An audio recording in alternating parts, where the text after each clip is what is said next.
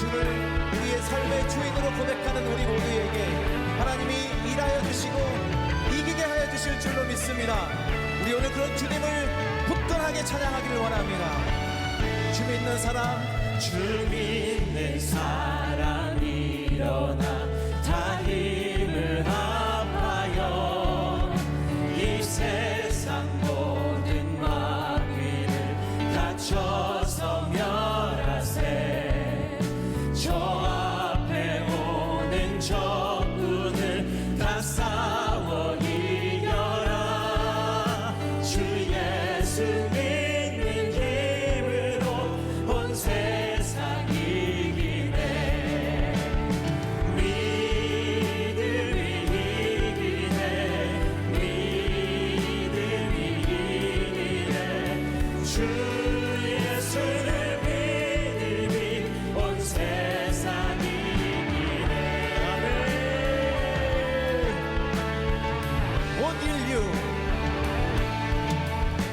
온 인류 마귀 괴율로 큰 죄에 빠지니 진리로 띠를 띠고서 늘 기도드리세. 참 믿고 의지하면서 겁없이 나갈 때 주 예수 믿는 힘으로 온 세상 이기네. 믿음이 이기네. 믿음이 이기네. 믿음이 이기네. 주 예수를 믿음이 온 세상 우리에게 끝까지 승리 주실 주님 찬양합니다. 끝까지 이긴 자에겐 흰 옷을 입히고 또 영생복을 주시니 참 기쁨일세. 이 어두운 세상 지나서 저 천성 가도록 주 예수 믿는 힘으로 온 세상 이기네. 믿음이 아멘. 믿음이 이기네. 주 예수를 믿음이 온 세상 믿음이 이깁니다. 믿음이 이기네. 믿음이 이기네. 주 예수를 믿음이 조금 더 큰 목소리로 고백합시다. 믿음이 이기네. 믿음이 이기네. 믿음이 이기네. 주 예수를 믿음이 온 세상 이기네. 주 예수를 믿음이 주 예수를 믿음이 온 세상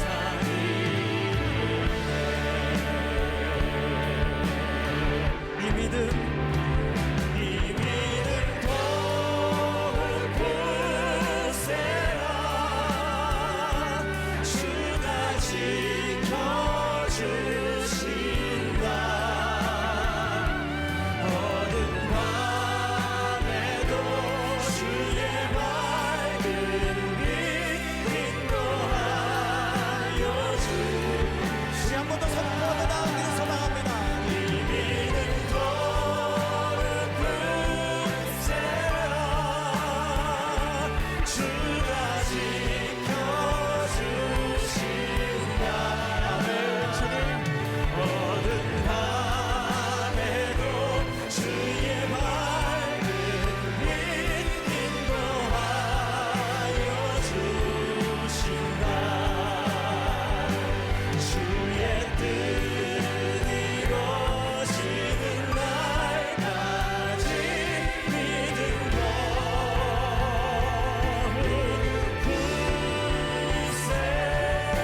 굳세라. 믿음의 주여 우리를 온전케 하시는 이 주님을 찬양합니다. 할렐루야. 오늘 제목이 하나님의 왼손입니다. 제목이 특이하죠. 하나님의 왼손. 세상 참 이상하죠. 악한 사람 때문에 피해를 받는 의인이 있는가 하면 의인한 사람 때문에 평생 악하게 사는데도 덕을 보고 사는 사람이 있습니다.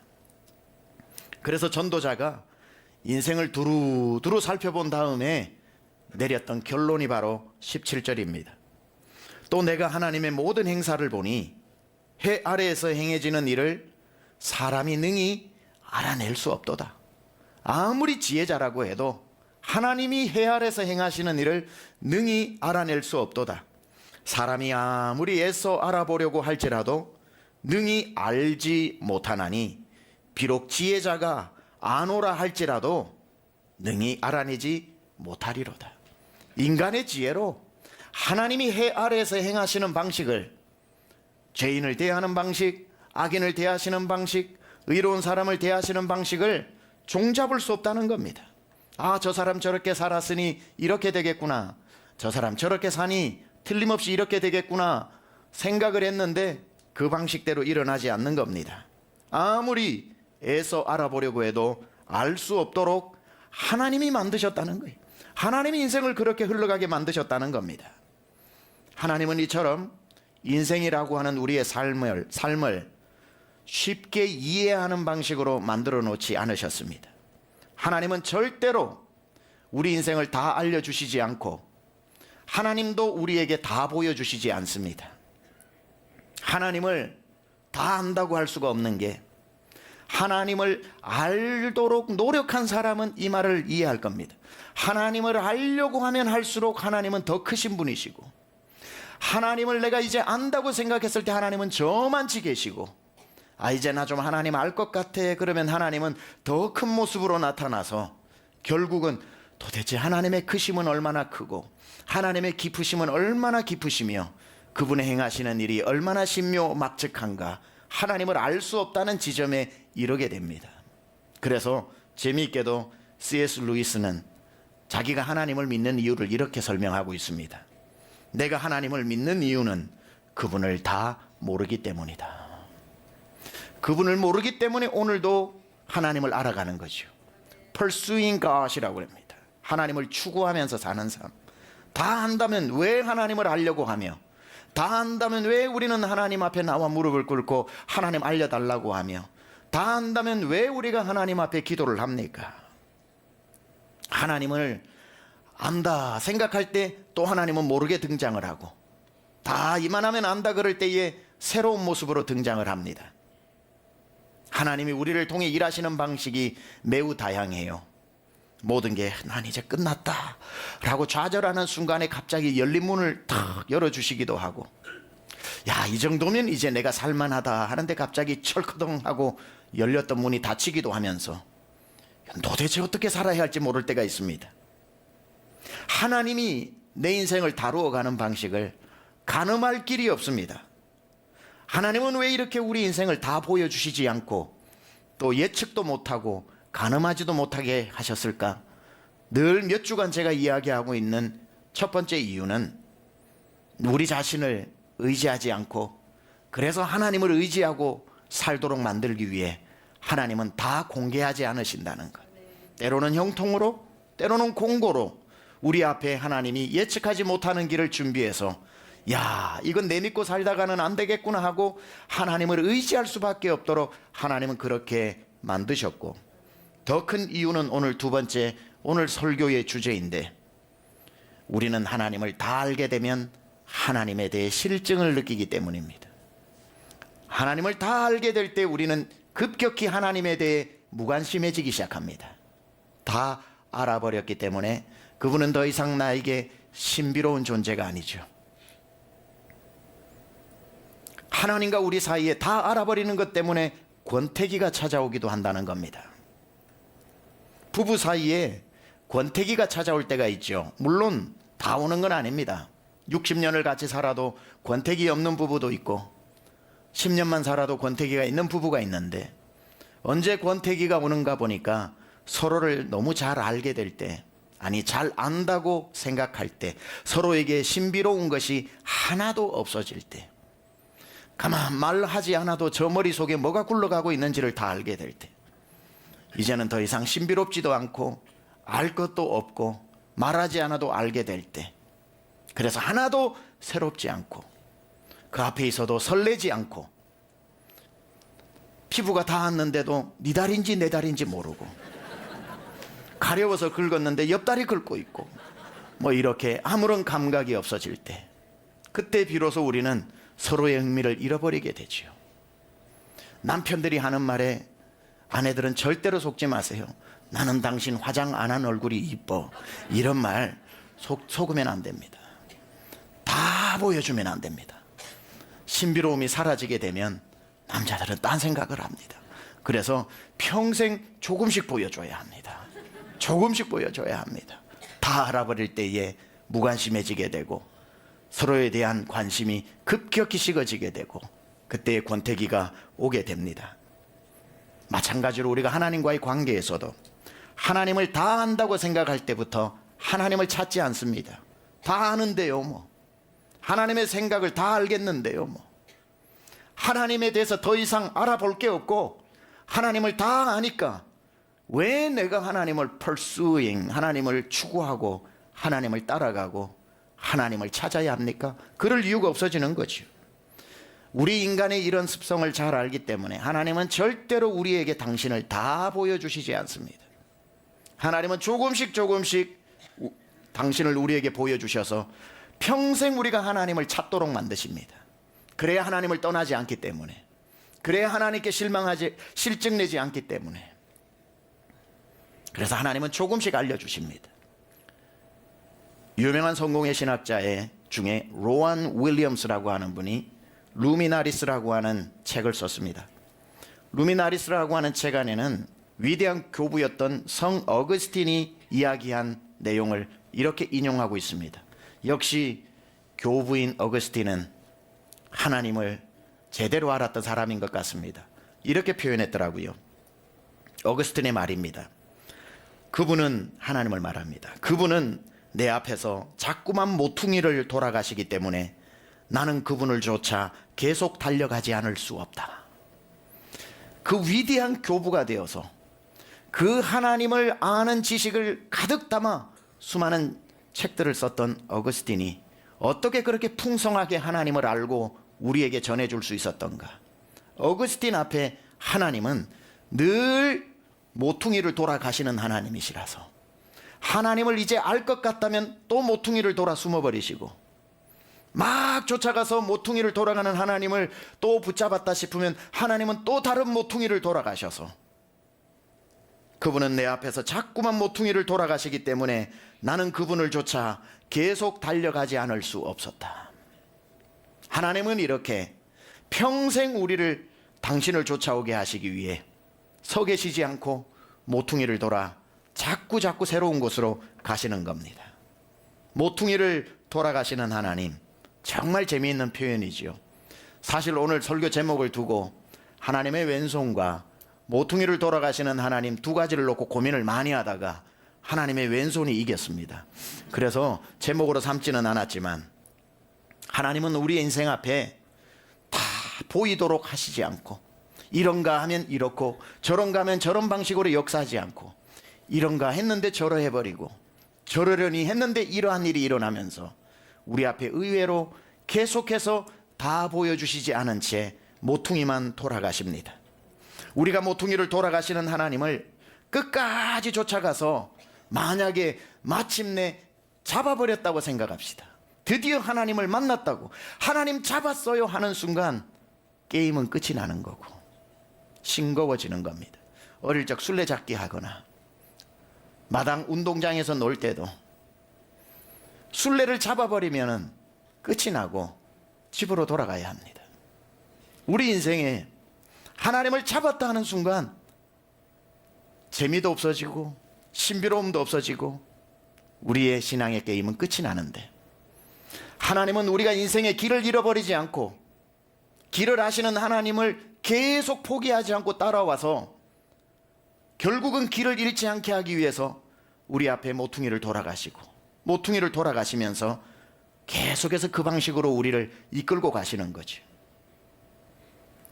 그런데 고마운 것은 너무 멀리 가셔서 어디를 돌아가셨는지 보이지 않게도 아니하시고 늘 보이는 거리에서 모퉁이를 돌아가셔서 항상 따라갈 수 있게끔 하셨고, 그래도 혹시나 못 볼까봐 엄청난 힌트를 흘려놓고 그렇게 늘 우리 앞에서 모퉁이를 돌아가시죠.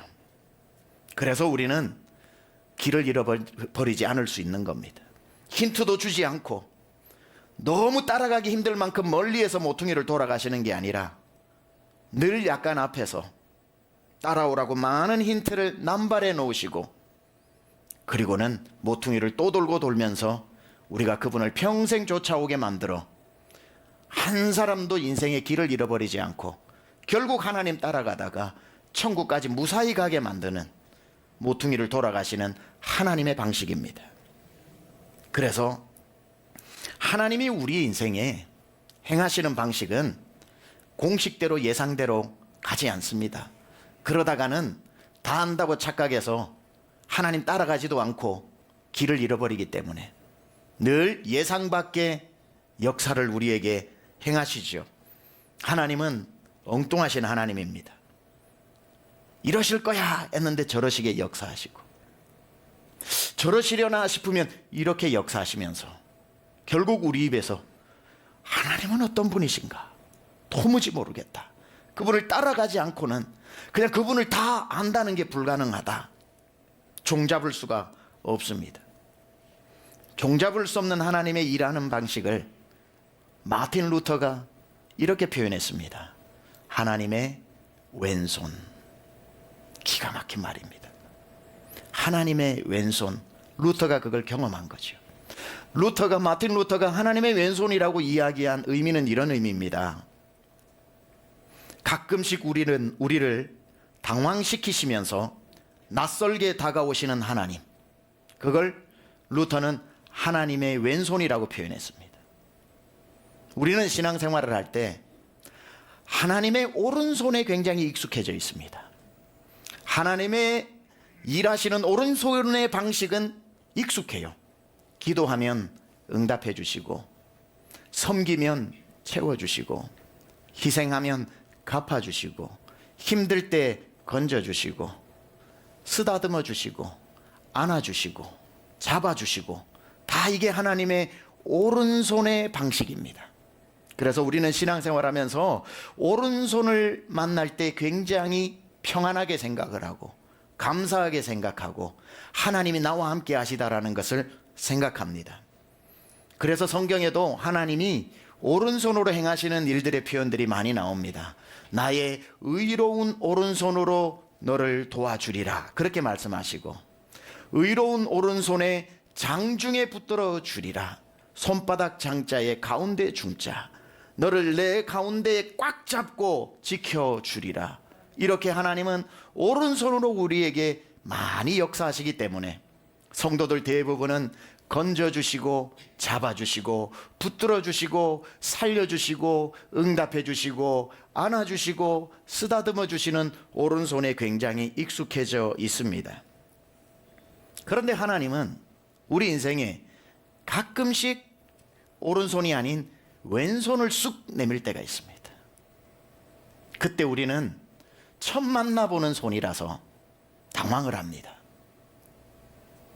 왼손이라고 하는 건 서툰 손이고 낯선 손이고 글을 써도 빗뚤빗뚤 쓰는 거친 손이고, 그래서 하나님이 한 번도 내가 경험해 보지 못한 왼손을 내 인생에 쓱 내미실 때 이게 하나님의 손이 아니라고 생각합니다. 너무 낯설어요. 이 방식으로 일하시나? 기도했으면 응답하는 오른손의 방식이 맞는데 기도했는데 응답이 안 되는 방식, 너무 간절한데 응답 안 해주시고 침묵하시는 방식, 왼손의 방식으로 나에게 쓱 내미실 때 불안합니다. 하나님의 손이 아닌 것 같고, 그 손을 이렇게 만져보니 익숙한 손도 아니고, 그때에 다른 손이라고 생각을 하고 하나님이 나를 떠났다고 생각하고 응답을 안 하시는, 무관심하다고 생각하고 이제 하나님이 나에게 관심이 식었다고 생각을 하고, 하나님의 왼손을 만날 때 우리는 당황스러워요. 불안해지기 시작합니다. 하나님의 왼손에 익숙하지 않기 때문에. 그러나 여러분, 이걸 아셔야 됩니다. 하나님의 왼손도 하나님의 손이라는 것. 오른손만 하나님의 손이 아니라, 하나님은 오른손으로만 일하시는 분이 아니라 왼손으로도 일하시는 분이시라는 것. 그러므로 내 인생이 한 번도 생각해 보지 못했던 왼손이, 하나님의 왼손이 쑥 들어올 때 당황하지 말고, 아, 이것도 하나님의 손이구나 라는 것을 재빨리 알아내는 감각을 키워야 합니다. 이 손 말고요 하고 뿌리치는 것이 아니라, 아, 하나님은 이번에 나에게 왼손을 쓰시고 계시구나 라는 걸 재빨리 알아야 됩니다. 일이 뜻대로 흘러갈 때는 오른손으로 역사하고 계시는 거지만, 내가 계획하고 하나님 앞에 기도하고 이 방식으로 해주세요 했는데 전혀 예상하지 못한 방식으로 흘러갈 때는 하나님이 날 떠난 게 아니라, 계획하지 못했던 일이 계획하지 않은 방향으로 흘러갈 때 마음속으로 이렇게 생각해야 됩니다. 아, 하나님이 지금 내게 왼손을 쓰고 계시는구나. 하나님은 한 인생을 빚어 만드실 때 오른손으로만 빚어 만드시지 않습니다. 양손으로 빚어 만드십니다. 어느 토기장이가 진흙을 가지고 한 손으로 토기를 만듭니까? 양손으로 토기를 만들지. 오른손과 왼손으로 가장 멋진 작품을 만들지 않습니까? 성경에서 하나님 만드신 작품 중에 제일 멋진 작품 중에 하나가 다윗이라는 작품입니다. 하나님은 다윗을 오른손으로만 빚어 만드시지 않았습니다. 승리, 돌보심은 오른손의 언어이고요, 훈련, 연단은 왼손의 언어인데, 17살 되던 날 블레셋과의 전쟁에 나갔다가, 형들 도시락 주러 나갔다가 골리앗이라고 하는 거인을 만나게 되고, 물맷돌 가지고 그 거인을 쓰러뜨렸던 그 순간에는 하나님이 오른손으로 다윗을 붙잡고 계셨습니다. 승리는 오른손의 역사입니다. 그 물맷돌 자체를 하나님의 오른손으로 들고 가 골리앗의 이마에 던지신 겁니다. 오른손을 경험했던 이 다윗을 하나님은 이스라엘의 왕으로 세우기로 작정하셨습니다. 왕이 되려면 하나님의 오른손에만 익숙해져서는 안 되기 때문에 하나님이 왼손을 다윗에게 쓱 내미셔서 왼손으로 빚어가시는 시간을 만드셨습니다. 다윗의 왼손의 시간은 바로 14년 동안이나 이어졌던 광야의 시간입니다. 사울에게 쫓겨다니고 잠잘 곳이 없고 적토를 담요 삼고 하늘을 이불 삼아 이슬을 마시면서 고통의 눈물을 흘리면서 하나님의 왼손, 그 낯선 왼손, 오늘이면 끝날까 내일이면 끝날까 했는데 1년이 2년 되고 2년이 5년 되고 10년 되고 14년까지 하나님의 왼손으로 빚어 다윗을 만들고 있었던 고통의 시간. 너무나도 오른손에 익숙했던 다윗이 그 왼손이 너무 낯설어 매일매일 하나님한테 묻죠. 하나님, 왜 나에게 왼손을 쓰십니까? 이 고통이 언제까지입니까? 하나님의 왼손이 일하시는 동안 다윗은 수도 없이 하나님 앞에 질문해서 써내려간 게 시편입니다. 여호와여, 어느 때까지니까? 여호와여, 내 살이 뼈에 붙었나이다. 내가 간조한 땅에서 부르짖나이다. 내 주여, 도대체 어느 때까지입니까? 하나님의 왼손 아래에서 다윗은 수도 없이 하나님께 질문하고, 하나님이여, 당신은 누구십니까? 왜 나를 이 깊은 어둠 속에 그냥 두십니까? 하나님의 왼손 앞에 그는 14년 동안 빚어 만들어집니다. 때로는 오른손으로 다윗을 만들고 때로는 왼손으로 만들었을 때 14년이라는 시간이 지나가고 하나님은 그를 이스라엘의 왕으로 세우십니다.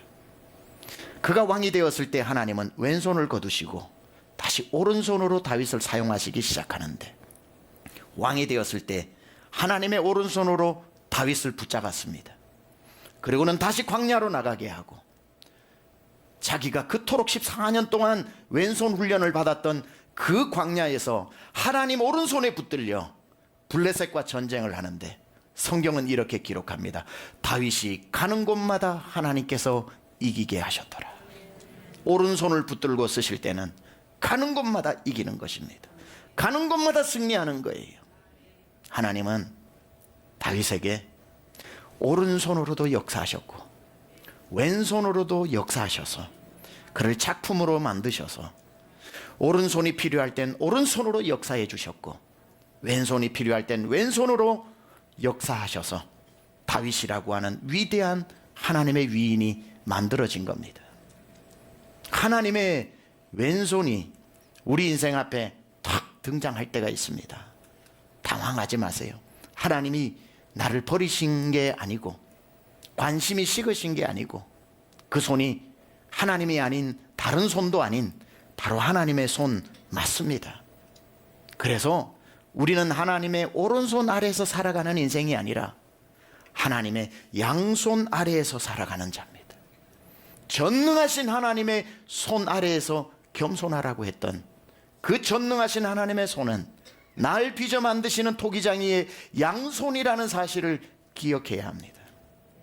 그렇다면 오른손과 왼손을 쓰시는 하나님이 내 인생에 오른손을 쓰실 때도 있고 왼손을 쓰실 때도 있는데, 오늘 설교처럼 하나님의 왼손을 만났을 때, 하나님의 왼손에 지금 쓰임을 받고 있을 때 심히 괴롭고 심히 염려되고 심히 불안하고 심히 고통스러운 하나님의 왼손이 일하고 있을 때 우리는 그 시간을 어떻게 보내야 하는가?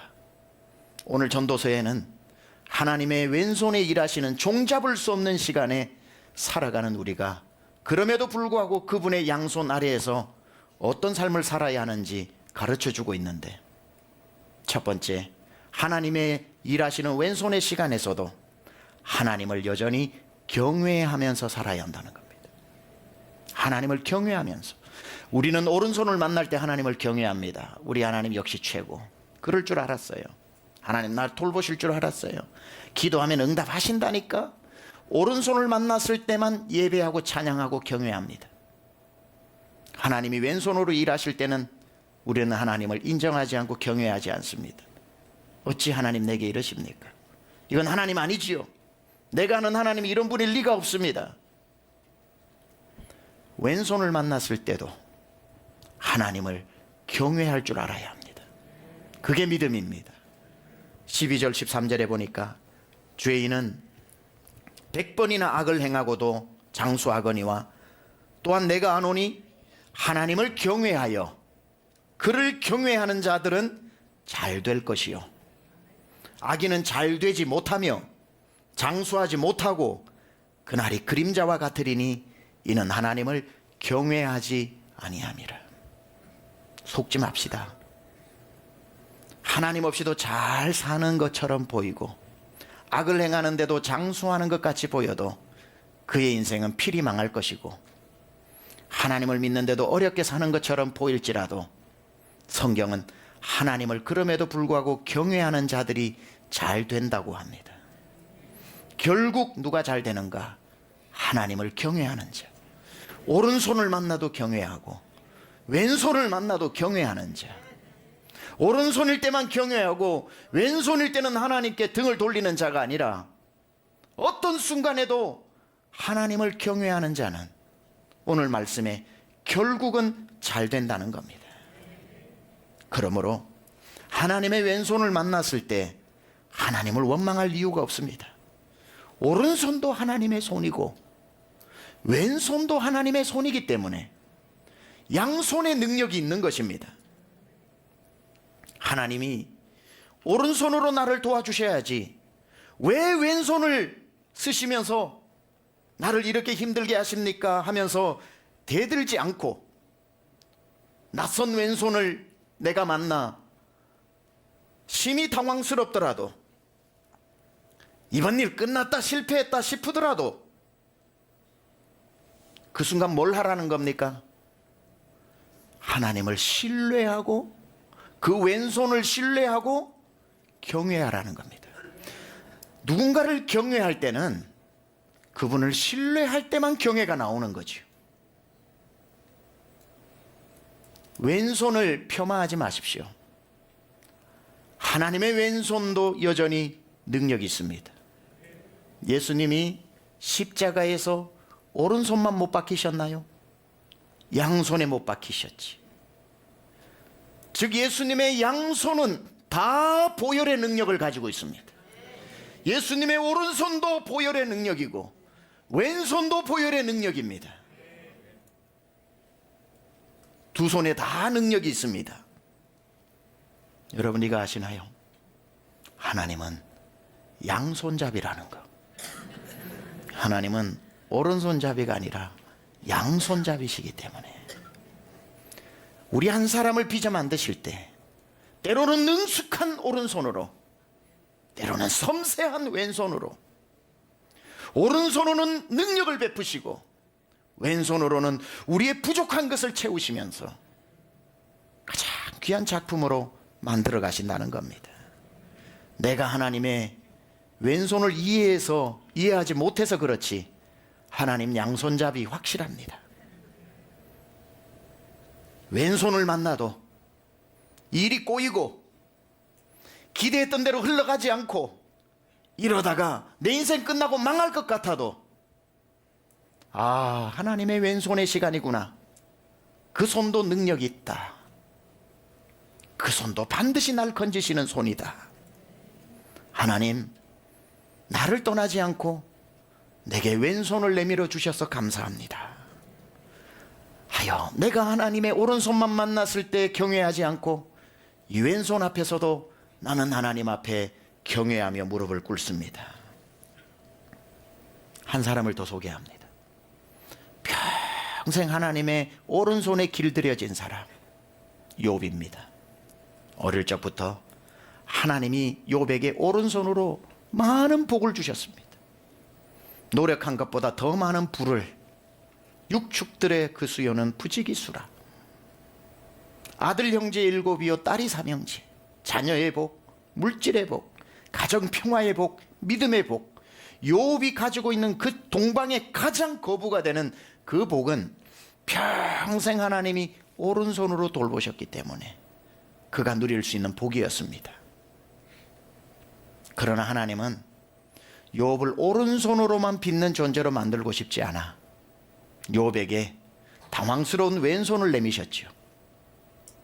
한 번도 욥이 만나보지 못한 손입니다. 아니 하나님 내게 왜 이러시지? 왜 나에게 이렇게 낯선 왼손을 내미시는 거지? 하나님께 많이 서운했습니다. 하나님의 왼손이 마음에 들지 않았습니다. 딱히 하나님을 향해 저주까지는 아니어도 입이 이만큼 나와 있었습니다. 왜 왼손입니까? 왜 왼손입니까? 왜 이렇게 거친 손을 내미셨나요? 욥은 하나님의 오른손은 굉장히 익숙하고 잘 이해했는데 하나님의 왼손의 의미와 방식을 잘 몰랐던 거죠. 하나님이 한참 왼손으로 욥의 삶을 다 이리 만지고 저리 만지시다가 그래도 왼손을 이해하지 못하자 욥기 38장에 가면 하나님이 왼손으로 하신 일들을 욥 앞에 우르르 꺼내놓습니다. 너 나 왼손 얕보냐? 지금부터 내가 왼손으로 한 일을 너에게 다 펼쳐 보일 테니까 이 중에 네가 이해하거나 네가 할 수 있는 일이 있거든 단 한 가지라도 대답해 보거라. 하나님이 왼손으로 하신 일, 나는 천지를 만들 때 오른손으로만 짓지 않았다. 천지를 양손으로 빚었고 인간도 양손으로 흙으로 빚었다. 천지 만물이 내 왼손으로 지은 것이다. 38장, 39장, 40장, 41장까지 하나님이 왼손으로 하신 일을 쏙사포처럼 쏟아내시면서 너는 대장부처럼 허리를 동이고 단 하나라도 말할 수 있거들랑 말해보거라. 지금부터 내 왼손의 능력을 너에게 펼쳐 보이리라.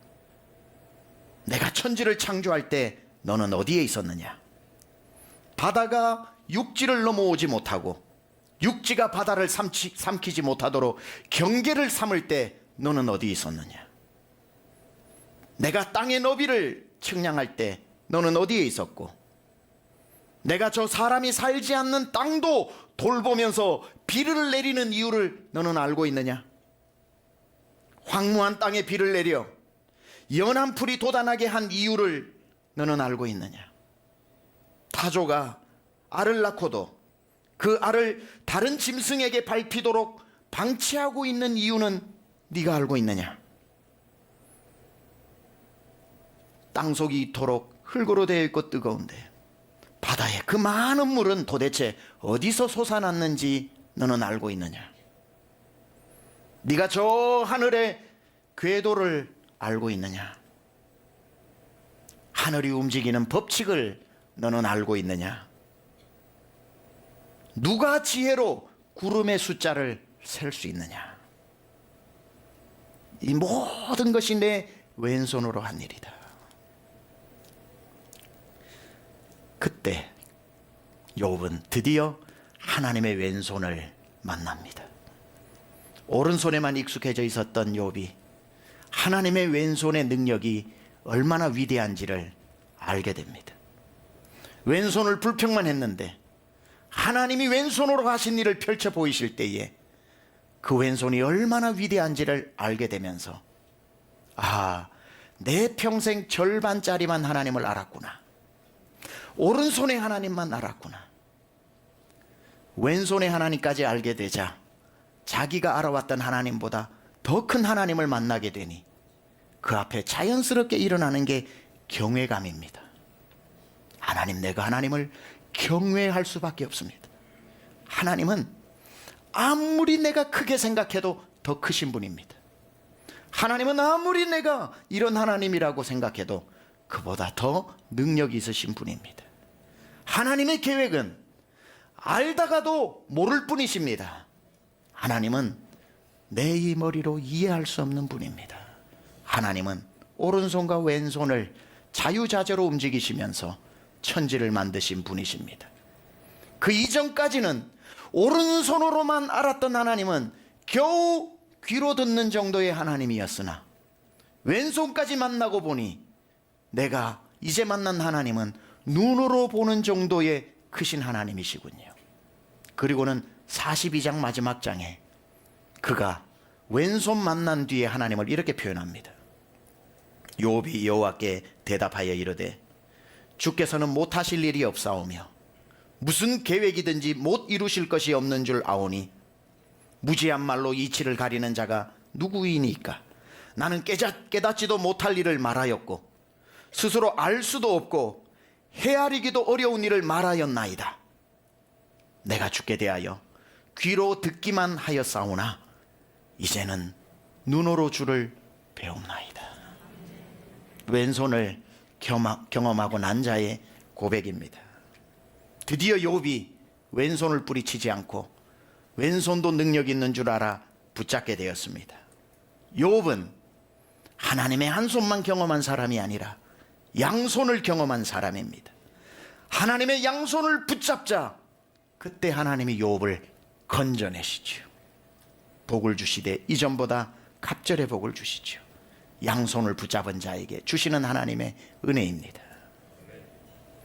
그렇기 때문에 잘 나가는 오른손에 있는 분들이야 그렇다 치더라도 코로나 이후에 왼손을 만나 너무 고통 가운데 있는 분들, 하나님 원망하지 말고 그 왼손으로도 하나님 하실 일 얼마든지 하시기 때문에 하나님을 경외하시기 바랍니다.